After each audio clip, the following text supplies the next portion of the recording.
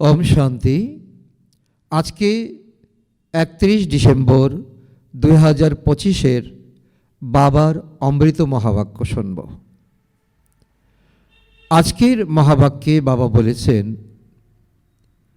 বাবার ঘর মধুবন হল হোলিয়েস্ট অব দ্য হোলি, অর্থাৎ যেখানে পিতা পরমাত্মা অবতরিত হন এবং ওনার মুখ নিঃসৃত বাণী সারা পৃথিবীর ব্রাহ্মণ বাচ্চারা শুনতে পায়। সেই পরমপিতা পরমাত্মার হোলিয়েস্ট ঘরে কোনো অপবিত্রতাকে আনার কোনো রকম বিধি নেই, কারণ সেই পবিত্র স্থানে যদি অপবিত্র যায় তাহলে তার ভাইব্রেশন পবিত্রতাকে নষ্ট করবে। আজকের দুনিয়াতেও আমরা দেখি মন্দির প্রাঙ্গণে মন্দিরে পূজারী সংযম করে, সংযমী হয়ে তারপর পূজা পার্বণ করে, ভক্তরাও তাই। তো সেই বিধি নিষেধ বাস্তবে এখন যারা আমরা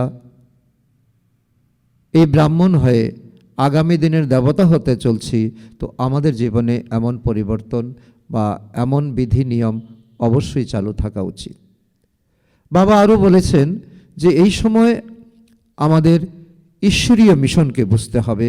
ঈশ্বরীয় মিশনের লক্ষ্য থাকবে যে আমাদের জীবনে নিন্দা, স্তুতি, মান, অপমান সব কিছুতে আমাদের সমান থাকতে হবে। আমাদের ক্রোধ করা মোটেই চলবে না। কারোর দৈহিক দৃষ্টিতে যেন আমাদের চোখ না আটকে যায়। আমরা আত্মাকেই দেখব, আত্মা হয়ে কথা বলবো। স্ত্রী পুরুষ সাথে থেকেও কমল পুষ্পর সমান আমাদের জীবন কাটাবো। আর কোনো রকম ইচ্ছা আমাদের থাকবে না, কারণ ইচ্ছা মাত্র অবিদ্যা থাকা দরকার। বাবা আজকের এই মহলকে, তো এই পবিত্রতার মহলে এই যে ঈশ্বরীয় মিশনের লক্ষণ বাবা বলছেন, তো সেই সম্পর্কে বাবা আজকের গীতও বাবা বলেছেন যে বাবার বাচ্চারা এমন হবে যে তারা তো এক ঝটকাই তো এই মহফিলে যে বাবা এসেছেন বাবার প্রতি একেবারে সমর্পণ হয়ে যাবে। তো আজকে বাণী আমরা শুনব। আজকের মহাবাক্য বাবা বলেছেন, মিষ্টি বাচ্চারা, মধুবন হলো হোলিয়েস্ট অব দ্য হোলি, বাবার ঘর। এখানে তোমরা কোনো পতিতকেই আনতে পারো না। প্রশ্ন, এই ঈশ্বরীয় মিশনে যারা দৃঢ়ভাবে নিশ্চয় বুদ্ধির, তাদের লক্ষণ কেমন হবে? উত্তর, তারা নিন্দা, স্তুতি, মান, অপমান সবেতেই ধৈর্যের সঙ্গে কাজ করবে। নাম্বার 2, ক্রোধ করবে না। নাম্বার 3, কাউকেই দৈহিক দৃষ্টিতে দেখবে না। আত্মাকে দেখবে, আত্মা হয়ে কথা বলবে। নাম্বার 4, স্ত্রী পুরুষ সাথে থেকেও কমল ফুল সমান থাকবে। নাম্বার 5, কোনো প্রকারের ইচ্ছা থাকবে না। আজকের গীত, জলে মরবে না কেন বন্যী পতঙ্গ। ওম শান্তি। আত্মারূপী বাচ্চাদের প্রতি আত্মাদের পিতা বোঝাচ্ছেন, অর্থাৎ ভগবান পড়াচ্ছেন আত্মারূপী স্টুডেন্টদের। এই সময় আমাদের স্টুডেন্ট লাইফ, তাকে অনুভব করা। জাগতিক স্কুলে যে বাচ্চারা পড়ে তাদেরকে আত্মারূপী স্টুডেন্ট বলা হবে না। তারা দেহ দেখে, দেহ ভাব রেখে পড়ে, আর দেহদারি তাদেরকে পড়ায়। তারা তো হলো আসুরি বিকারী সম্প্রদায়। আগে তোমরাও আসুরি বা রাবণ সম্প্রদায়ের ছেলে। এখন তোমরা রাম রাজ্যে যাওয়ার জন্য 5 বিকাররূপী রাবণকে জয় করার পুরুষার্থ করছো। এই জ্ঞান যারা প্রাপ্ত করে না তাদের বোঝাতে হয় তোমরা রাবণ রাজ্যে আছো। তারা নিজেরা বোঝে না, কারণ রাবণ যে বিভিন্ন প্রকারের রাস্তা দেখিয়েছে, ভুল রাস্তা, সেই ভুল রাস্তাতেই চলতে সকলে অভ্যস্ত। সঠিক রাস্তা দেখালেও তাদের সঠিক রাস্তার প্রতি কোনো রুচি থাকে না। তোমরা তোমাদের আত্মীয় পরিজন ইত্যাদিকে বলো আমরা অসীম জগতের পিতার কাছে পড়ি, তাহলেও এমন নয় যে তারা এতে নিশ্চয়ই করবে। কারণ এখন তুমি সত্য পিতার থেকে জ্ঞান পেয়ে তুমি যদি আত্মীয় পরিজন মিত্র সম্বন্ধীকে বোঝাও, তাহলে এক কথায় তোমাদের কথা মেনে নেবে না। বারবার তাদের কাছে যেতে হবে, তাদেরকে বোঝাতে হবে, তাদেরকে সত্য মার্গ দেখানোর চেষ্টা করতে হবে। তো যতই বাবা বলুক না কেন বা ভগবানই বলুক, তাও নিশ্চয় করবে না। নতুনদের তো এখানে আসার অনুমতিই নেই। এই জন্য তো বাবার যজ্ঞে তো নিয়ম করা হয়েছে যে যতদিন না পর্যন্ত তো আমাদের চার স্তম্ভ অর্থাৎ ব্রহ্মচর্য, শুদ্ধ অন্ন, সৎসঙ্গ আর দিব্যগুণ, এই চার স্তম্ভ যতক্ষণ আমাদের ঠিক না হচ্ছে ততক্ষণ পর্যন্ত বাবার ঘরে মধুবনে, যেখানে পরমপিতা পরমাত্মা অবতরিত হন, সেখানে যাওয়ার অনুমতি নেই। এ শুধু বাবার বাচ্চাদের প্রতি বাবার এই সময় তো বাক্যালাপ অর্থাৎ ভগবানুবাচ। চিঠি ছাড়া বা অনুমতি না নিয়ে কেউ এখানে আসতে পারে না, কিন্তু কোথাও কোথাও কেউ না কেউ এসে যায়। কারণ অনেক রকমের তো বাই রোড অর্থাৎ শর্টকাট রোডে কেউ কেউ ঢোকেও যায়, এত রেস্ট্রিকশনের পরেও। কিন্তু এটা তো শ্রীমত নয়। তো এও হলো নিয়মকে ভাঙা, ঈশ্বরীয় নিয়ম, তাকে ভঙ্গ করা মহা অপরাধ। তো এক একজনের সম্পূর্ণ খবর, নাম ইত্যাদি লিখে জিজ্ঞাসা করতে হয়, একে পাঠাবো কি? তারপর বাবা বলে দেন, আচ্ছা পাঠিয়ে দাও। কারণ এখানে যে নিয়ম রাখা হয়েছে শুরু থেকে এখন পর্যন্ত, ভবিষ্যতেও থাকবে, আরও স্ট্রিক্ট হবে ভবিষ্যতে। কারণ এখন বাচ্চাদের ফর্ম পূরণ করে তো থ্রো সেন্টার ইনচার্জ মধুবনে পাঠানো হয়। সেখান থেকে স্বীকৃতি আসলেই তবে তাদেরকে যাওয়ার অনুমতি দেওয়া হয়। আসরি পতিত দুনিয়ার স্টুডেন্ট যদি হয় তাহলেও বাবা বুঝাবেন ওই পড়াতো বিকারী পতিতরা পড়ায়, এখানে স্বয়ং ঈশ্বর এসে পড়ান। তিনি আসেন পরমধাম থেকে। ওই পড়াতে পায় পয়সার উপার্জন অর্থাৎ দরজা পাওয়া যায়, সাময়িক কালে ডিগ্রি আর পেট পালনের জন্য রুটি রোজগার। যদিও কেউ অনেক বড় পরীক্ষায় পাশ করে, অনেক বড় ডিগ্রি লাভ করে, তাও কত উপার্জন করবে? তো বিনাশ তো সামনে উপস্থিত। কারণ বাবা এই ইশারা দিচ্ছেন, এখন যারা প্রকৃত ঈশ্বরীয় সন্তান হবে তারা এই ক্যালকুলেশন অবশ্যই করবে যে এখন আমরা ডিগ্রি প্রাপ্ত করে, এখন আমরা বড় চাকরি বাকরি করে তো কী বা আমরা লাভ করব, কী বা আমাদের লাভ হবে? কারণ সামনে বিনাশ উপস্থিত, সব কিছু মাটির নিচে চাপা পড়ে যাবে। প্রাকৃতিক বিপর্যয়ও সব আসবে, প্রাকৃতিক বিপর্যয় আসবে, জলোচ্ছ্বাস আসবে, অগ্নিকাণ্ড হবে, ঝড় তাণ্ডব হবে, অনেক কিছু হবে, ভূমিকম্প হবে। এও তোমরাই বুঝতে পারো, যারা বুঝতে পারে না তাদের বাইরে ভিজিটিং রুমে তো বসিয়ে বোঝানো হয়।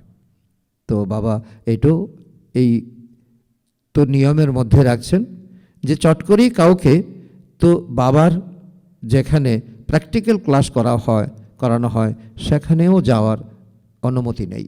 ভিজিটিং রুমে তো বসিয়ে রাখা হয়, সেখানে বোঝানো হয়, তারপর সেখানে তাদের কোর্স কমপ্লিট হলে তারপর প্র্যাকটিক্যাল ক্লাসে আসার অনুমতি দেওয়া হয়। তো এ হলো ঈশ্বরীয় পাঠ। এখানে নিশ্চয়ই বুদ্ধি বিজয়ন্তী হবে, অর্থাৎ বিশ্বে তারাই রাজত্ব করবে। রাবণ সম্প্রদায়ের তারা তো এ কথা জানেই না। এতে অনেক বড় সাবধানতার প্রয়োজন, অনুমতি ছাড়া কেউই ভিতরে আসতে পারে না। তো কোনো ঘুরে বেড়াবার জায়গা নয়। কিছুদিনে এই নিয়ম করা হয়ে যাবে, কেননা ইনি হলেন হোলিয়েস্ট অব দ্য হোলি, অর্থাৎ হোলি শিব বাবার অবতরণ ভূমি। তো বাবা বলছেন যে এটা এখনও এতটা করা নিয়ম হয়নি, আগামী দিনে আরও কঠিন করা নিয়ম হয়ে যাবে। শিব বাবাকে ইন্দ্র তো বলা হয়, তাই না? আর তার জন্য তো যেখানে বাবা এখানে মুরলী পাঠ করান সে হলো ইন্দ্রসভা। তো আঙ্গুলে তো নবরত্ন ধারণ করা হয়, ওই রত্নের মধ্যে নীলাও হয়, পান্নাও হয়, মানিকও হয়। তো এইসব নাম রাখা হয়েছে। পরীদেরও নাম আছে, তাই না? তোমরা পরীরা হলে অনন্ত আত্মা, অনন্ত আত্মা তোমাদেরই বর্ণনা আছে, কিন্তু মানুষ এসব কিছুই বোঝে না। মানুষ আঙ্গুলেও রত্ন ধারণ করে, তার মধ্যে কিছু কিছু পোকরাজ, নীলম, তো পেরোজও হয়, অনেক প্রকারের পাথর, অনেক প্রকারের তো রং বেরঙের পাথর। তো কোনোটার দাম 1000 টাকা, আবার তো কোনোটার দাম 10-20 হাজার টাকা। বাচ্চারাও তেমনই নম্বরের ক্রমানুসারে থাকে। তো একই পড়া কিন্তু পড়াশোনা করে একজন এক এক রকম মূল্যবান হচ্ছেন। কেউ তো ভালো পরে মালিক হয়ে যায়, কেউ আবার অল্প পরে দাস দাসী হয়ে যায়। তো রাজধানী তো স্থাপন হচ্ছে, তাই না? তাই বাবা বসে পড়ান, তাকেই ইন্দ্র বলা হয়। তো এ হলো জ্ঞানের বর্ষণ। এই জ্ঞান তো বাবা ছাড়া কেউই দিতে পারে না। তোমাদের এইম অবজেক্ট হলো এখানেই। এখানে বাবা বলছে যে লৌকিক দুনিয়ার মতো নয়, তোমাদের এখানে লৌকিক সৎসঙ্গের মতো নয়, এখানে এইম অবজেক্ট দেওয়া আছে।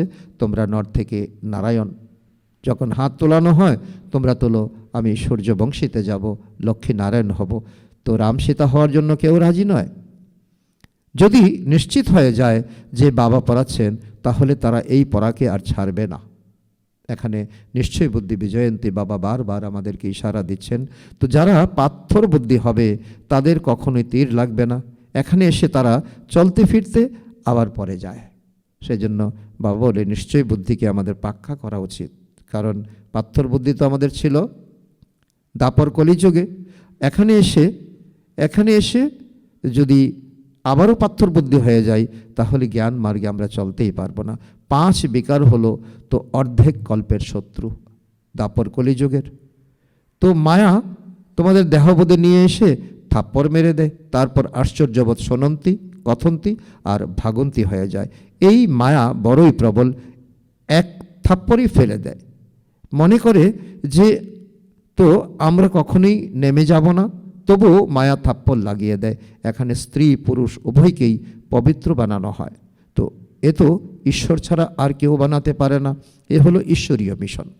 এই মিশনের বাবা আজকে 5টি লক্ষণ আমাদেরকে বলছেন।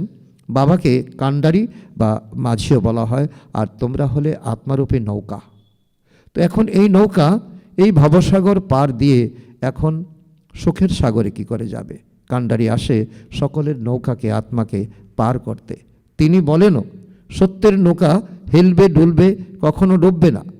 তো এত বিভিন্ন মঠ পথ আছে দুনিয়াতে, তো সকলেরই ধারণা যে একদিন না একদিন তো ঈশ্বর এসে আমাদের কাছে ধরা দেবেন, এক রূপে না এক রূপে তিনি আমাদের কাছে দাঁড়াবেন। কিন্তু তারা পথ চেয়ে আছে। জ্ঞান এবং ভক্তির যেন এক লড়াই। কখনো ভক্তির বিজয় হবে, অবশেষে তো জ্ঞানেরই বিজয় হবে। তো ভক্তরা অনেক সময় মনে করে যে আমাদেরই জয় জয়কার, কিন্তু না, অন্তিম জয় তো জ্ঞান মার্গেরই হবে। ভক্তির দিকে দেখো, সেখানে কত বড় বড় যোদ্ধা আছে। জ্ঞান মার্গের দিকে দেখো, কত বড় বড় যোদ্ধা আছে। তো অর্জুন, ভীম ইত্যাদি নাম রাখা হয়েছে। তো এইসব কাহিনী তো বসে বানানো হয়েছে। তো ব্যাসদেবজিও তো কম যায় না। তিনি এই দাপর কলিযুগে, বিশেষ করে কলিযুগের মানুষ এত পাথর বুদ্ধি হয়ে যাবে, তো তাদেরকে গীতা পরিবেশন করাটা তো ইনি মনে করেছেন অত্যন্ত কঠিন। তাই মহাভারতের মোড়কে গীতাকে তিনি ঢুকিয়েছেন। কারণ গীতা জ্ঞান তো রুক্ষ সূক্ষ্ম, কারণ তার অর্থ খুবই কঠিন এবং ধারণ করা আরও কঠিন। তাই তিনি মহাভারতের মোড়কে এই গীতাকে পরিবেশন করেছেন। তো অনেক বুদ্ধিমান ঋষি, তাই না?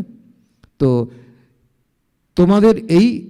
তোমাদেরই তো এই মহিমা হয়। তোমরা এখন হিরো হিরোইন, তো হিরো হিরোইনের অভিনয় করছো। এই সময় চলে যুদ্ধ। তোমাদের মধ্যে এমন অনেকে আছে যারা এইসব কথাকে একদম বুঝতে পারে না। তো যারা খুব ভালো হয়, তো তাদেরই তীর বিদ্ধ হবে। থার্ড ক্লাস তো এখানে বসতেই পারবে না। দিনে দিনে অনেক কড়া নিয়ম হতে থাকবে। তো বাবা বলছেন, তো কঠিন থেকে কঠিন নিয়ম বাচ্চাদের জন্য বাচ্চাদেরকে সেফটি রাখার জন্য, কারণ যাতে কোনো রকম নোনা জল যাতে প্রবেশ করতে না পারে। পাথর বুদ্ধি যারা কিছুই বুঝতে পারে না, তাদের এখানে তো বসানোই হলো বেনিয়ম, নিয়ম লঙ্ঘন করা। কারণ কোনো শর্টকাট রাস্তাতে যদি তারা ঢুকে যায় তো এটাও ঈশ্বরীয় নিয়মকে ভঙ্গ করা হলো, তার সাজা হবে অনেক অনেক কঠিন। তো এই হলো হোলিয়েস্ট অফ হোলি। পোপকে হোলি বলা হয়, তো এই বাবা তো হলেন হোলিয়েস্ট অফ হোলি। বাবা বলেন আমাকে এদের সকলের কল্যাণ করতে হবে। এই দুনিয়াতে যত গুরু গোসাই সন্ত আছে না, তাদেরকে উদ্ধার করার মালিককে এক পিতা পরমাত্মা। এই সবাই বিনাশ হয়ে যাবে, তো এও তো সব কেউ বুঝতেই পারে না, যদিও বা শুনে, কিন্তু এক কান দিয়ে শুনে অন্য কান দিয়ে বের করে দেয়। কারণ এই আধ্যাত্মিকতা বা এই স্পিরিচুয়াল নলেজ তো সহজে কেউ অনুভব করতে পারে না। তাই তো না কিছু নিজে ধারণ করে আর না অন্যকে করায়। তো এমন তো বোবা কালোও অনেকে আছে। বাবা বলেন যে hear no evil, see no evil. তো ওরা তো বাদরের চিত্র দেখিয়ে দেয়, কিন্তু এ তো মানুষের জন্য বলা হয়। বাবা বলছে মানুষ তো এই সময় বানরের থেকে খারাপ হয়ে গেছে। তোমাদের চিত্র মানুষের মতো, কিন্তু চরিত্র তোমাদের বাদরের থেকেও খারাপ। নারদের গল্প বসে বানানো হয়েছে। নারদ কী চেয়েছিলেন? লক্ষ্মীকে বরণ করার জন্য। তো ওনাকে বলা হয়েছে যে তুমি তোমার চেহারাটা আয়নাতে দেখো। তখন দেখতে পেরেছিল যে আসলে আমার চরিত্র তো একেবারে বাদরের মতো। তাকে বলা হয়েছিল তুমি নিজের মুখ দেখো, 5 বিকার তো ভিতরে নেই। তো যেমন সাক্ষাৎকার হয়, তো হনুমানেরও তো সাক্ষাৎকার হয়, তাই না? বাবা বলেন যে কল্প তো এইরকম হয়। শতযুগে এসব কোনো ঘটনাই ঘটে না। সে হলো পবিত্র দুনিয়া। এই পুরানো দুনিয়াই সমাপ্ত হয়ে যাবে। যারা দৃঢ় নিশ্চয় বুদ্ধির, তারা মনে করে যে পূর্বকল্পেও আমরা এই রাজত্ব করেছিলাম। বাবা বলেন যে বাচ্চারা এখন দিব্য গুণ ধারণ করো, দৈবী গুণে গুণান্বিত হও, কোনো নিয়ম বিরুদ্ধ কাজ করো না। স্তুতি নিন্দা সব কিছুতে তোমাদের তো ধৈর্য ধারণ করতে হবে। তোমাদের ক্রোধ করা মোটেই উচিত নয়। তোমরা কত উচ্চ স্টুডেন্ট, ভগবান বাবা তোমাদের পড়ান, ওরা তো সরাসরি পড়ায়, তবু কত বাচ্চারা ভুলে যায়, কেননা সাধারণ শরীরের দ্বারা পড়ানো হয়, তাই না? বাবা বলেন যে দেহধারীকে দেখলে তোমরা এতটা উঁচু উঠতে পারবে না, কারণ দেখো দেহধারীকে, কিন্তু মন তোমাদের একেবারে উচ্চে নিরাকার পরমপিতার প্রতি রাখতে হবে। তোমরা আত্মাকে দেখো, আত্মা ভ্রকুটির মাঝে থাকে। আত্মা সব শুনে মাথা নাড়ায়। তো এই জন্য বাবা অনেক সময় বলে যে তো হাত নাড়ানোর সাথে সাথে মাথাও নাড়িয়ে দেখাও, অর্থাৎ তুমি আত্মা বুঝতে পারছো কি? তোমরা সবসময় আত্মার সঙ্গে কথা বলো। আত্মা দেখবে, আত্মার সঙ্গে কথাও বলবে। তোমরা আত্মারা এই শরীররূপী আসনে বসে আছো। তোমরা তমপ্রধান ছিলে, এখন শতপ্রধান হচ্ছ। তো নিজেকে আত্মা মনে করে বাবাকে স্মরণ করলে দেহভাব দূর হয়ে যাবে। তোমাদের অর্ধেক কল্পের দেহবোধ রয়ে গেছে।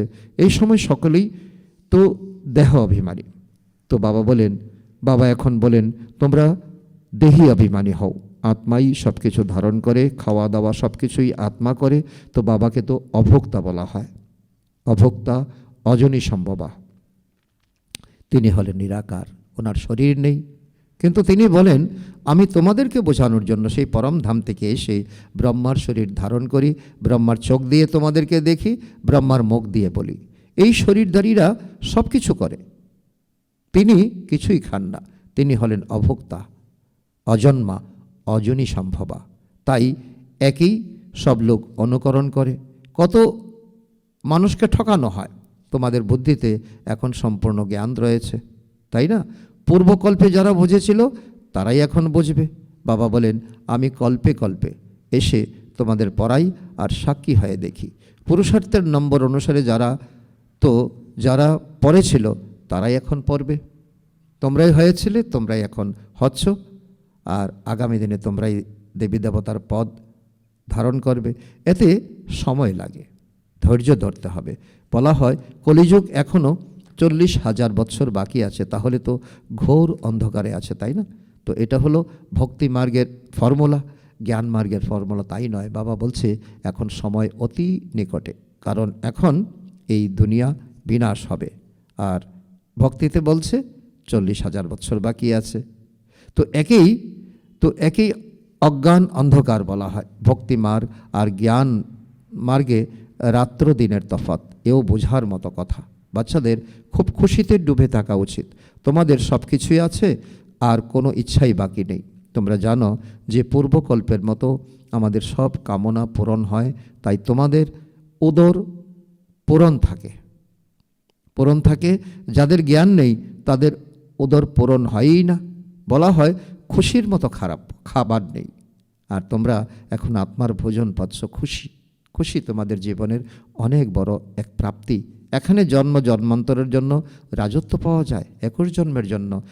দাসী যারা হবে তো তাদের এত খুশি থাকবে না। তোমাদের সম্পূর্ণ মহাবীর হতে হবে, তো মায়া যেন তোমাদের নাড়াতে না পারে। বাবা বলেন এই দৃষ্টির অনেক সুরক্ষা রাখতে হবে। ক্রিমিনাল আই যেন না হয়, দৃষ্টি যেন কখনো খারাপ না হয়, দৃষ্টি যেন ক্রিমিনাল না হয়, অথবা ক্রিমিনাল জিনিসের প্রতি আকৃষ্ট না হয়। নারীকে দেখলেই দৃষ্টি চলায়মান হয়ে যায়। আরে তোমরা তো ভাই বোন, কুমার এবং কুমারী, তাই না? তাহলে কর্ম ইন্দ্রিয় কেন চঞ্চলতা করে? বড় বড় লাখপতি কোটিপতিদেরও মায়া শেষ করে দেয়। বাবা এই জন্য বলছেন যে প্রতিটা কর্ম ইন্দ্রিয় হলো আমাদের এক পরীক্ষার প্রশ্ন। এই প্রশ্নে যদি আমরা উত্তীর্ণ না হতে পারি, তাহলে সত্যযুগে গিয়ে কি করে আমরা সিংহাসনে বসবো, কি করে আমরা রাজত্ব করব? তো গরিবদেরও মায়া একদম মেরে ফেলে, ধনীদেরকেও মেরে ফেলে। তখন বলে বাবা আমি তো ধাক্কা খেলাম। আরে 10 বছর পরেও হেরে গেলে, তো এখন তো পাতালে নেমে গেছো। ভিতরে বুঝতে পারে তো এর অবস্থা কেমন। কেউ তো আবার খুব ভালো সেবা করে। কন্যাই তো ভীষ্ম পিতামহকে বাণ মেরেছিল, তাই না? তো গীতাতে এর অল্প কিছু জ্ঞান আছে। এ হলোই ভগবান উবাচ। কৃষ্ণ ভগবান যদি গীতা শুনিয়েছিল, তাহলে কেন বলে আমি যা বা যেমন, তো কোনো বিরলতমই তা জানতে পারে? কেন বলছেন আমি যা এবং যেমন কোনো বিরলতমই আমাকে জানতে পারে? কৃষ্ণ যদি এখানে থাকতো তাহলে না জানি কি করে দিত। কৃষ্ণের শরীর তো শতযুগে থাকে, এও জানে না যে কৃষ্ণের অনেক জন্মের অন্ত শরীরে আমি প্রবেশ করি। কৃষ্ণের সামনে তো সকলেই চলে আসবে। পোপ ইত্যাদি এলে তো কত লোক গিয়ে জড়ো হয়। মানুষ তো একথা বুঝতেই পারে না যে এই সময় সকলে পতিত তমপ্রধান। তারা বলে থাকে যে হে পতিত পাবন এসো, কিন্তু বুঝতেই কিছু পারে না যে আমরাই পতিত। তো পতিত পাবনকে ডাকে, নিজে পতিত। তো একথা কেউ বললে বিগড়ে যায়। বাবা বাচ্চাদের কত ভালোভাবে বুঝিয়ে তোলেন। বাবার বুদ্ধি তো সব সেন্টারের অনন্য বাচ্চাদের প্রতি চলে যায়। যখন খুব বেশি অনন্য বাচ্চা এখানে আসে, তখন এখানে দেখি তা না হলে বাইরের বাচ্চাদের মনে করতে হয়। তাদের সামনে জ্ঞান নৃত্য করি, স্বয়ং শিব বাবা বলছেন। তো এই জ্ঞান সাগর যেরকম তার ঢেউ তুলে একের পর এক কিনারাতে এসে লাগে, তো বাবাও তেমন বাচ্চাদেরকে দেখে খুশি হয় এবং জ্ঞান ডান্স করতে থাকে, জ্ঞান নৃত্য করতে থাকে। বেশিরভাগ যদি জ্ঞানিত আত্মা হয় তাহলে খুব মজা হয়, না হলে তো মেয়ে সন্তানদের উপর কত অত্যাচার হয়। কারণ এখানে বাবা বলছে যদি নারীরার সঙ্গে সঙ্গে পুরুষরাও আসে, জ্ঞান মার্গকে বুঝতে পারে, তখন সংসারে অত্যাচারের হার অনেক কমে যাবে। কল্পে কল্পে সহ্য করতে হয়, জ্ঞানে আসার কারণে ভক্তি ছেড়ে দেয়। তো মনে করো ঘরে মন্দির আছে, স্ত্রী পুরুষ উভয়ই ভক্তি করে। স্ত্রীর যদি জ্ঞানের রং লেগে যায়, ফলে ভক্তি করা ছেড়ে দেয়, তাহলে কত হাঙ্গামা হয়ে যাবে। তো বিকারেও যদি না যায় বা শাস্ত্র ইত্যাদি না পড়ে, তাহলে তো ঝগড়া হবে, তাই না? তো এতে অনেক বিঘ্ন আসে। এই জ্ঞান মার্গ হলো তো অতীব উচ্চ পর্বতে ওঠার সমান। অন্য সৎসঙ্গে যাওয়ার জন্য কেউ আটকায় না। এখানে হলো পবিত্রতার কথা। পুরুষ তো থাকতে পারে না, তখন তো জঙ্গলে চলে যায়। তো স্ত্রী কোথায় যাবে? তো স্ত্রীর জন্য ওরা মনে করে এরা হলো নরকের দ্বার। তো বাবা বলেন স্ত্রী হলো স্বর্গের দ্বার। তোমরা তো মেয়েরাই এখন স্বর্গ স্থাপন করো। এর পূর্বে নরকের দ্বার ছিল, তো এখন স্বর্গের স্থাপনা হয়। শতযুগ হলো স্বর্গের দ্বার, কলিযুগ হলো নরকের দ্বার। এ হলো বোঝার মতো কথা। বাচ্চারা, তোমরাও পুরুষার্থের নম্বর অনুসারে বুঝতে পারো, তো তবুও পবিত্র থাকো তোমরা। বাকি জ্ঞানের ধারণা পুরুষার্থের নম্বর অনুসারে হয়। তোমরা তো ওখান থেকে বের হয়ে এখানে এসে বসেছ, কিন্তু তো এখন তো বোঝানো হয় তোমাদের গৃহস্থ জীবনে থাকতে হবে। ওদের এতে সমস্যা হয়, এখানে যারা থাকে তাদের তো কোনো সমস্যা নেই। বাবা তাই বোঝান, গৃহস্থ জীবনে থেকে কমল পুষ্পের সমান পবিত্র থাকো। এই অন্তিম জন্মের কথা। এই অন্তিম জন্ম অনেক সুখ ভোগ করেছ, এক জন্মকে ত্যাগ করো। গৃহস্থ জীবনে থেকে নিজেকে আত্মা মনে করো। আত্মাই শোনে, আবার আত্মাই এমন তৈরি হয়েছে, আত্মাই জন্ম জন্মান্তর ধরে ভিন্ন ভিন্ন পোশাক পরে এসেছে। এখানে আমাদের এই আত্মাদের ফিরে যেতে হবে। এখন এই সময় বাবার সঙ্গে যোগযুক্ত হতে হবে। মূল বিষয় হলো এটাই। বাবা বলেন যে আমি আত্মাদের সঙ্গে কথা বলি। আত্মা ভ্রুকুটির মধ্যে থাকে, আত্মা এই অর্গানসের দ্বারা শোনে। এই শরীরের মধ্যে যদি আত্মা না থাকে তাহলে এই শরীর মৃতদেহ হয়ে যায়। বাবা এসে কত আশ্চর্য জ্ঞান দেন। পরমাত্মা ছাড়া তো এই কথা কেউই বুঝতে পারে না। সন্ন্যাসীদের ইত্যাদি তো কেউই আত্মাকে তো দেখতেই পারে না, ওরা তো আত্মাকে পরমাত্মা মনে করে। আবার অন্যেরা বলে যে আত্মাতে কোনো দাগ লাগে না, আত্মা নির্লেপ। তো শরীরকে পরিষ্কার করার কারণে বারবার গিয়ে গঙ্গা স্নান করে, এ কথা বুঝতেই পারে না যে আত্মাই পতিত হয়, শরীরে তো কিছু থাকে না, আত্মাই সব কিছু করে। বাবা বোঝাতে থাকেন, তো এমন মনে করো না যে আমি অমুক আমি তমুক, তা নয়, সকলেই হলো আত্মা। তো কোনো জাতিভেদ থাকা উচিত নয়। তোমরা নিজেকে আত্মা মনে করো।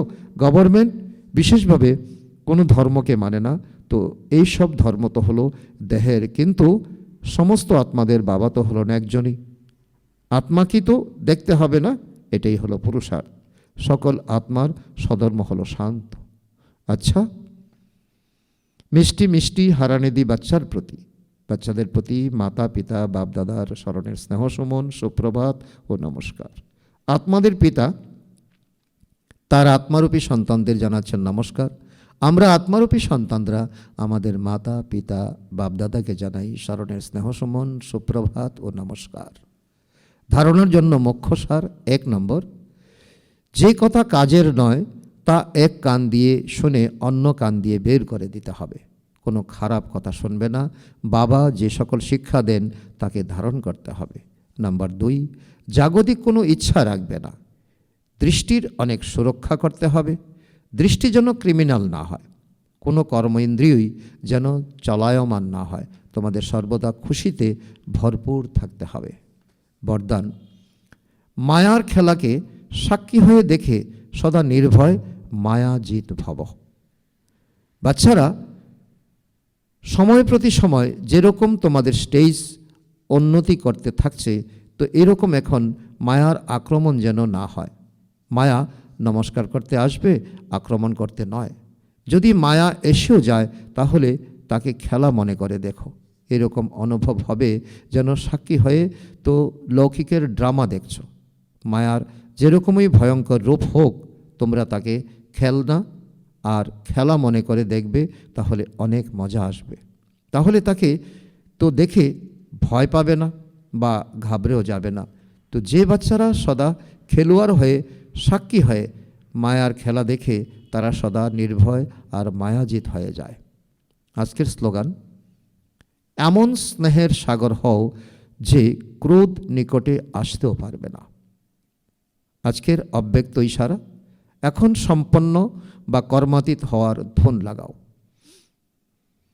আজকের পয়েন্ট: কর্মাতীত অর্থাৎ কর্মের অধীন নয়, তো কর্মের পরতন্ত্র নয়, স্বতন্ত্র হয়ে কর্ম ইন্দ্রিয় দ্বারা কর্ম করাও। যে গায়ন আছে, যে কর্ম করেও অকর্তা, সম্বন্ধ সম্পর্ক থেকেও কর্মাতীত, এরকম স্টেজ কি থাকে? কোনো বন্ধন যেন না থাকে, আর সেবাও বন্ধনের কারণে যেন না হয়। পরিবর্তে নিমিত্ত ভাবের দ্বারা হবে, এর দ্বারা সহজেই কর্মাতীত হয়ে যাবে। আচ্ছা, ওম শান্তি।